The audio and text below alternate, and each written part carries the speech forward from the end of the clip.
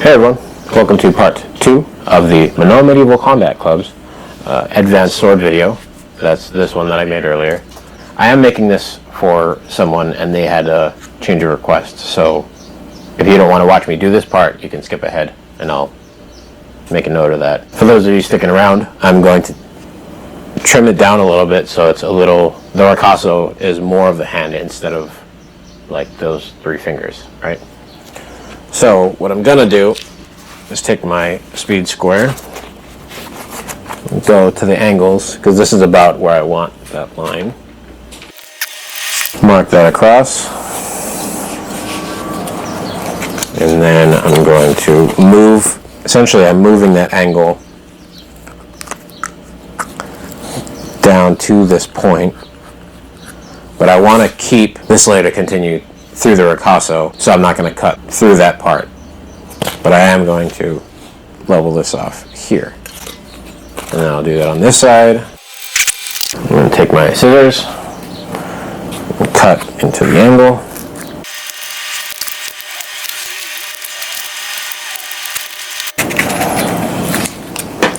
Okay, so I've trimmed it down a little bit. The blade's a little shorter, but you can get a full hand around that ricasso.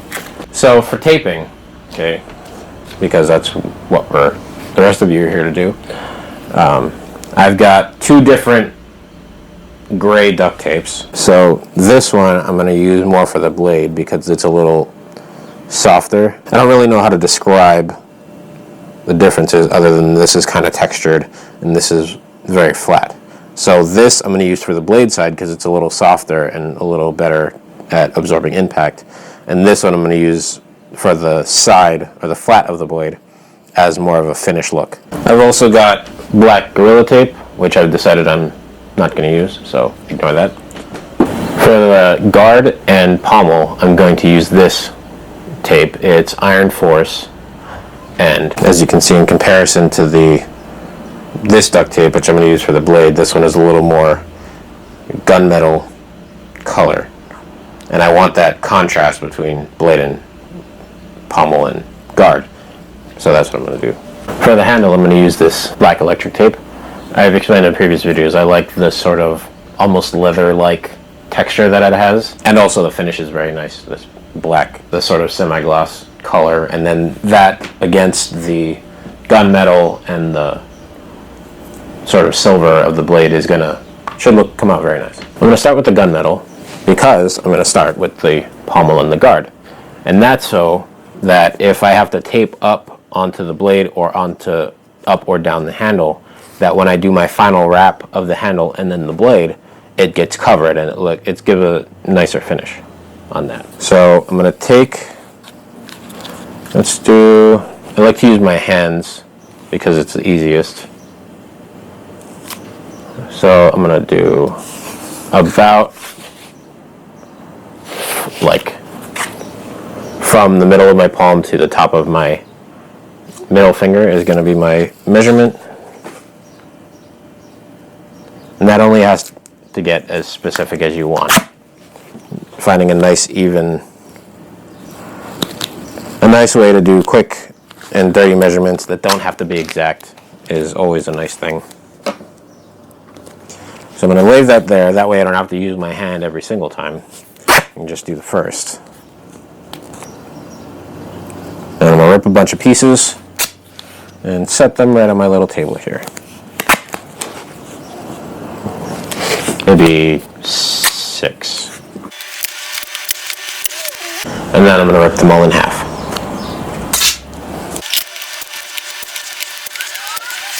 So I left the first piece that I measured and cut full and out to the side. I did this for a couple of reasons. One is that if I need more pieces, I can use that same measurement to make more.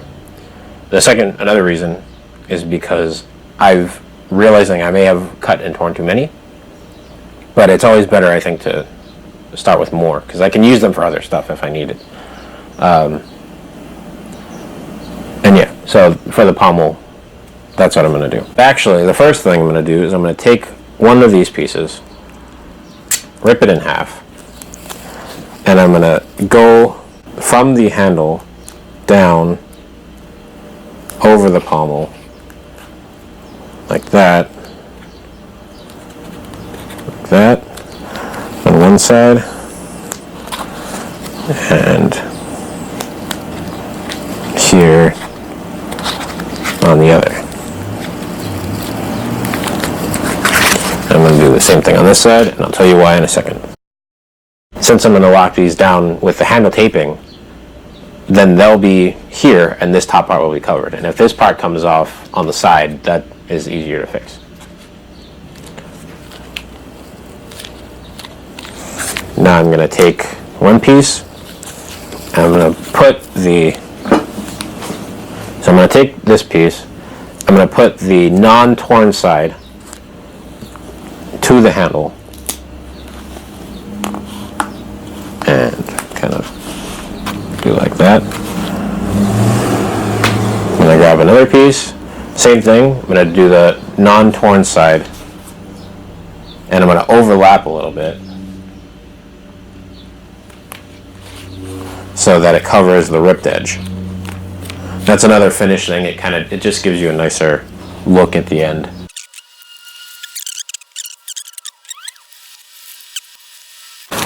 Messed up there, but that's okay.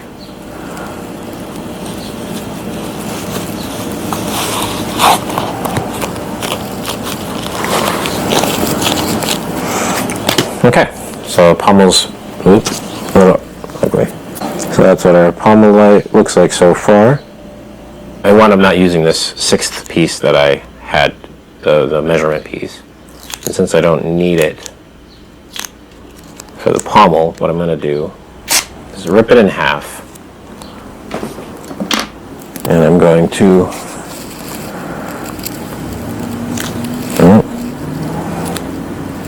okay, that's too small. Hold on, I need a round thing. So, found this jar. That's the perfect measurement for this, for the duct tape. I'm going to put my duct tape down. Try to do it fairly lightly.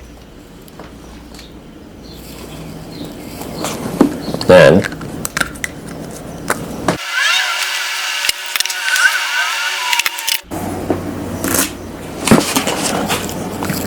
I'm going to take my piece on the line that I traced and just cut that round.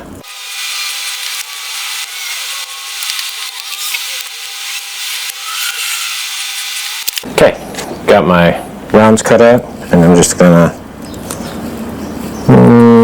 make it horizontal like that.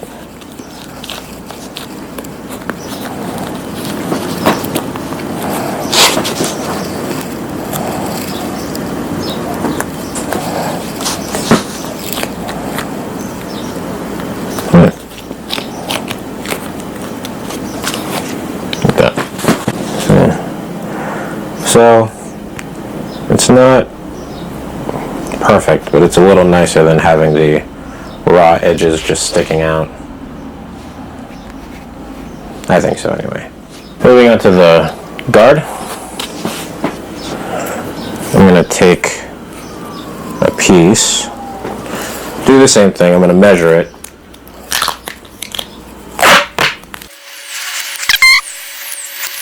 I'm going to go on the angle.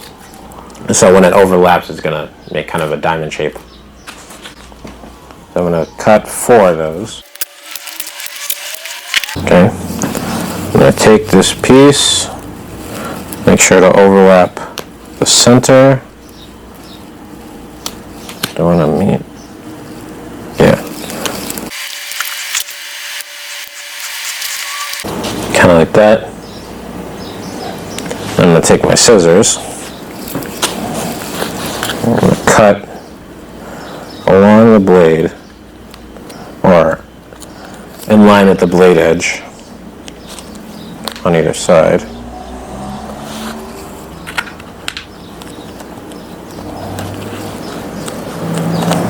I need new scissors. And then I'm just going to fold this part down like this.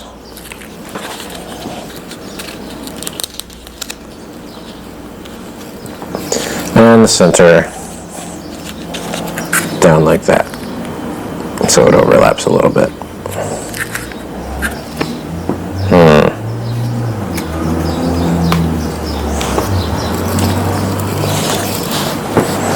I'm going to take the side here.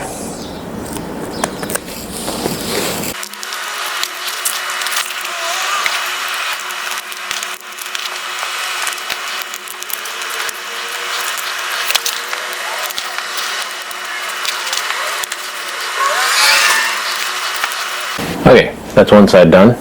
So you see I've overlapped them and then made sure to bring it around the sides, because what I'm going to do after that is come from here and then down and around the sides and come over the handle a little bit on both sides. So now I'm going to do this side.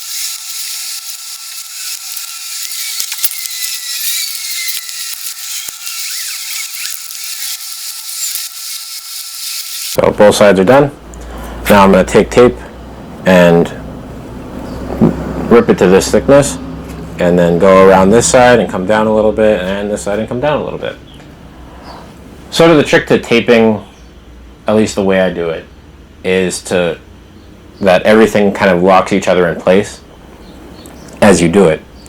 So the tape that goes around this edge locks both of these sides in place, and then the blade is going to lock this side in place, and the handle is going to lock, or the electric tape is going to lock this handle and the pommel in place. And then the overlapping all locks itself in place.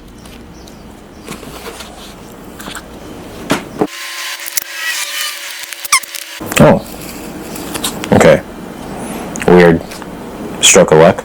I tore the length I wanted and the width I wanted. Now I have to tear another one.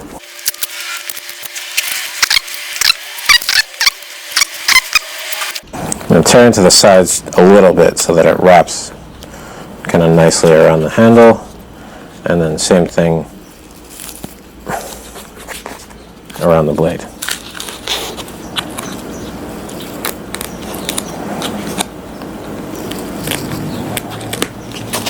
Okay, so we got my little tears in here. That way I put this down, I can wrap around like that.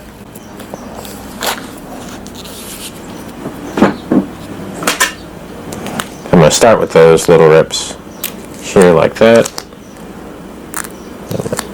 Maybe a little more than that, yeah.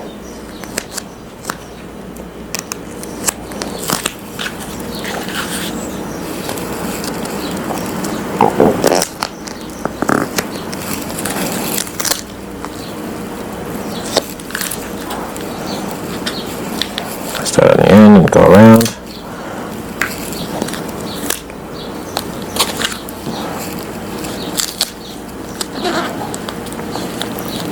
Come to the edge.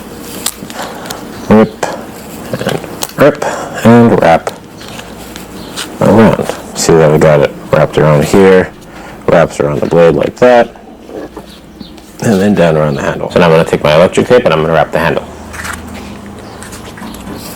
So the way things worked out, I'm going to start a little bit lower than the very bottom of the guard.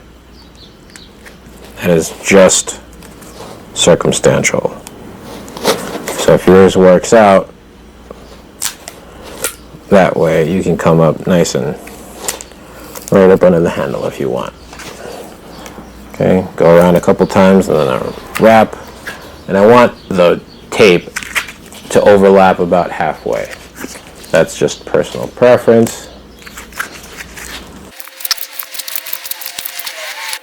Okay, now that I'm at the bottom, I'm going to go around with the same thickness, or with the same tautness, once or twice, and then I'm going to pull out a little bit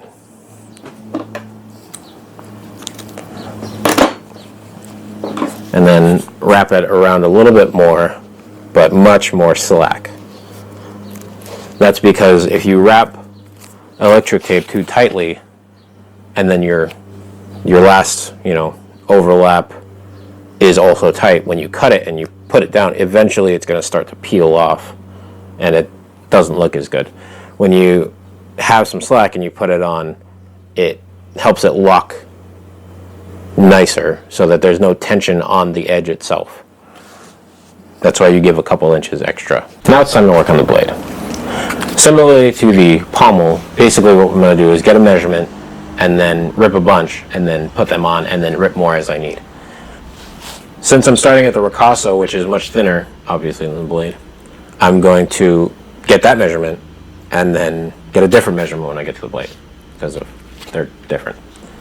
Okay, so I'm going to do about a finger, a little over a finger. A little bit more than whatever your measurement is, because you want them to not only overlap on the edge of the blade, but also in the center, so that when your tape wraps around, it kind of overlaps like that. That way that locks all together, and then it locks all together. I'm going to take this, and bring it down. I'm going to compress just a little bit on the ricasso because there's only one layer of foam, which is more for courtesy than actual contact padding, but still, since there's only one layer, you don't want to compress it too much. Then I'm going to come from I'm going to turn it over, I'm going to put the other side like this.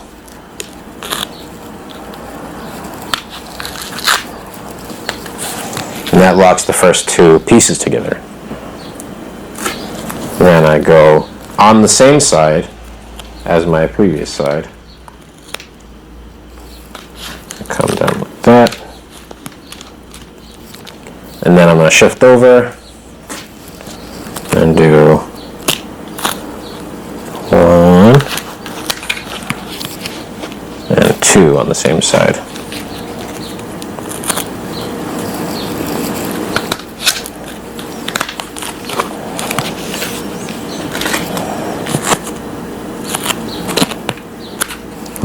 That angle just a little bit.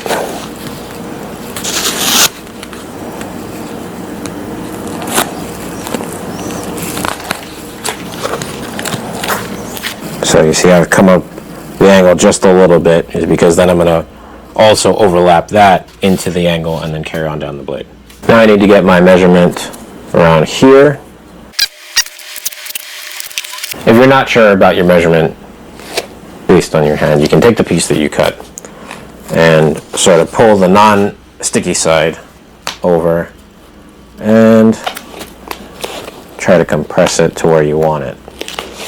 And that's about my overlap. And that's pretty good.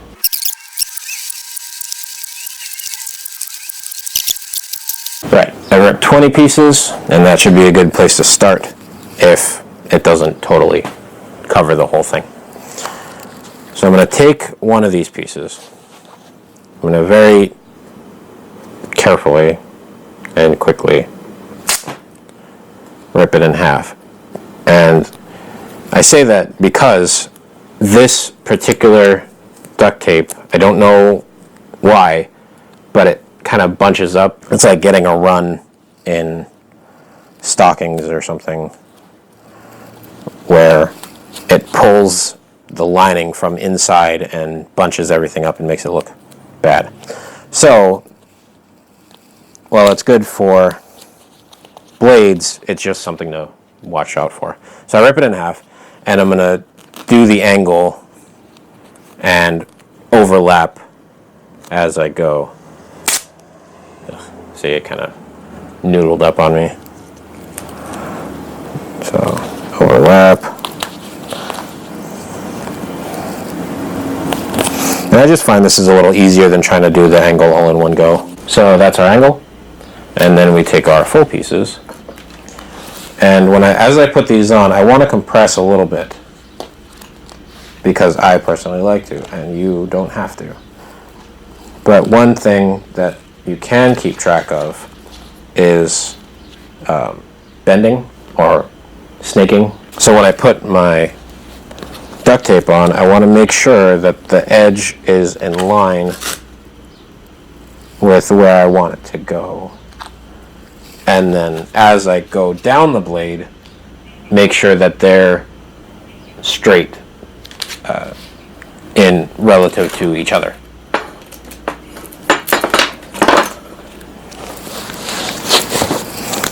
Because if you don't do that, if you don't can take that into consideration, you can wind up with a wobbly blade.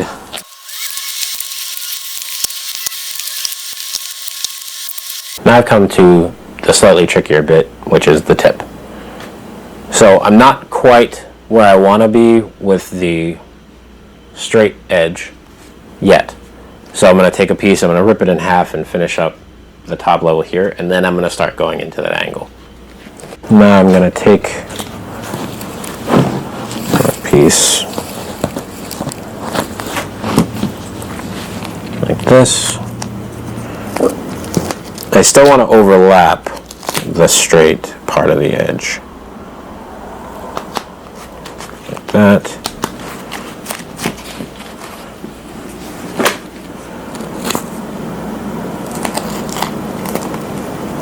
And like that.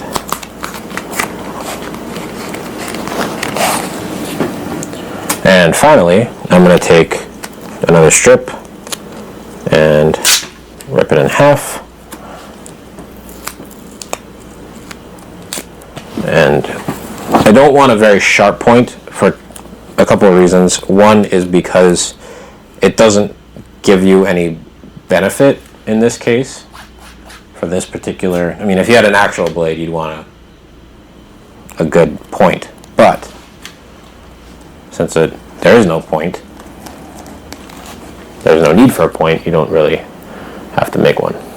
Okay, so that's what it looks like, basically. I put the tip on, kind of cross it over, lock it into itself, and you can see the overlapping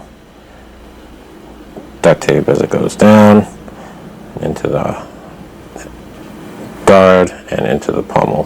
Finally, we're going to do our finish up bit. I'm going to take this duct tape, the more silvery one, get my measurement from the base of the blade. Oi.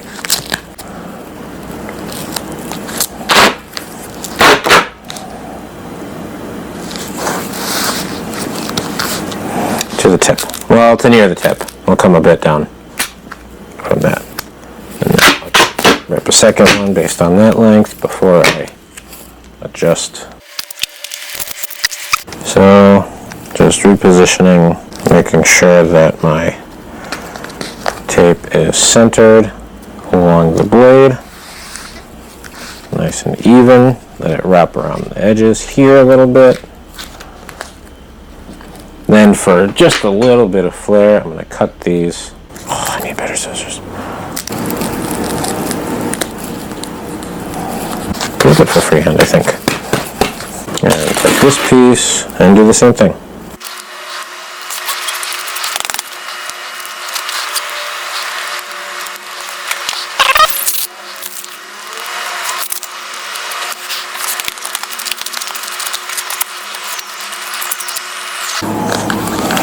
There you go. You know, it's not bad looking. And I've got the holster here as part of it. And that'll sit nicely in there, and it won't just fall out, which is what you want. So you can see where the edge meets the sort of finished middle, which I like the effect. I like the sort of rough blade side. It kind of gives it a either battle worn or just sharpened sort of look. I mean, not that mirror finish you get on very sharp blades, but yeah, pretty happy with it. Like the contrast of the black handle and the dark gray and the light gray for the blade. Alright, thanks for watching. If you liked the video, please like. If you like multiple videos, maybe subscribe. If you didn't like the video or have questions, please comment below and I will try to get to those as I can. Once again, this video was brought to you by the Manoa Medieval Combat Club. And yeah, stay tuned.